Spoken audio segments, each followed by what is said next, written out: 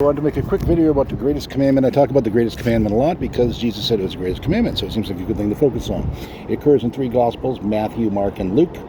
In Matthew, Jesus says, love the Lord with all your mind, all your heart, and all your soul. In Mark and Luke, it's love the Lord with all your mind, all your heart, all your soul, and all your strength. So they're different. And then in all three of them, he says, the second is like it, love your neighbor as yourself. So there's two problems there to solve. One, the first is that the versions are not consistent. As I mentioned, Matthew does not agree with Mark and Luke. Matthew does not include strength. So I have posted several videos and solutions to this. But one way to solve it is to not solve it and say to yourself, you know what? I'm not God, and I'm not quite sure what Jesus meant. I'm not sure what he actually said. Maybe he said strength every time, or maybe he didn't say strength and somebody added on, or maybe he said strength sometimes, whatever. There's a very good reason to think that he might have said it sometimes and not others, but, you know, without being Jesus, you don't know. So one way to solve it is you have Jesus saying, love the Lord your God with all your mind, heart, soul, and maybe your strength. Well, you could just get rid of all the stuff that might, you can't just choose Matthew's version and exclude strength. So you could really bring it down to the simplest possible thing. Just say, love God. If you really wanted to be childlike, as Jesus recommends, you could just say, well, I'm not sure about the other stuff, and maybe I will need to dig down to the details. If I'm starting, I might just say, you know what? Love God.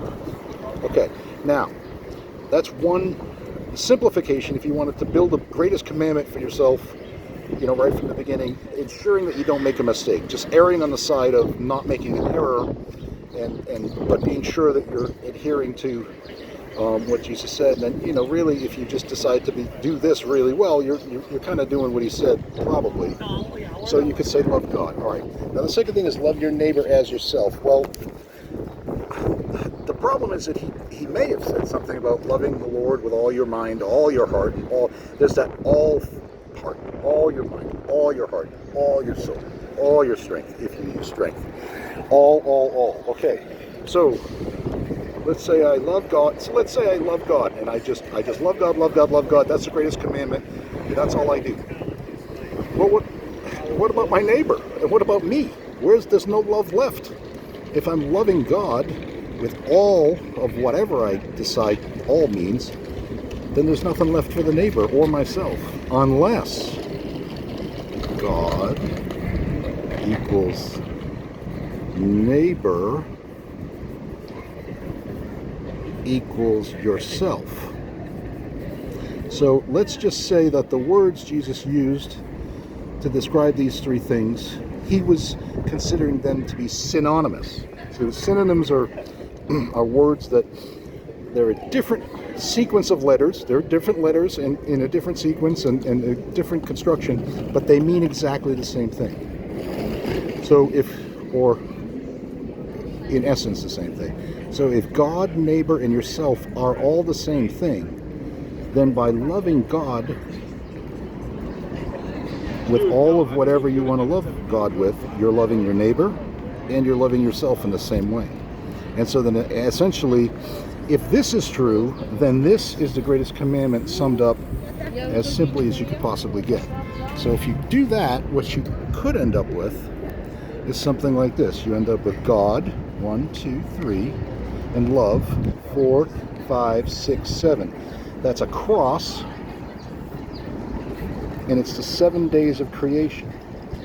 But when you construct, Jesus died on a cross. So by making an acrostic, that's the word for this kind of thing, where you have words that are interjoined based upon common letters.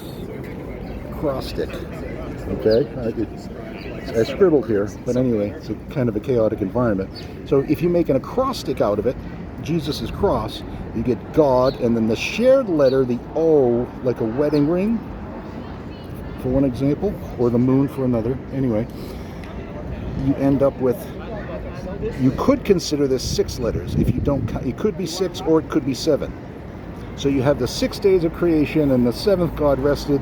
It's a 6-7 combination. You get 1, 2, 3, 4, 5, 6, 7, or 1, 2, 3, 4. Don't count that again because you're only counting the unique ones. 5, 6. It's made up of 6 letters, but it's 7 letters long. 6 unique letters. Sorry. 7 letters long. So then you get the other thing you can get is 1, 2, 3, 4, 5, 6. On the 7th day, you get a silent E. God rests. I rest my case.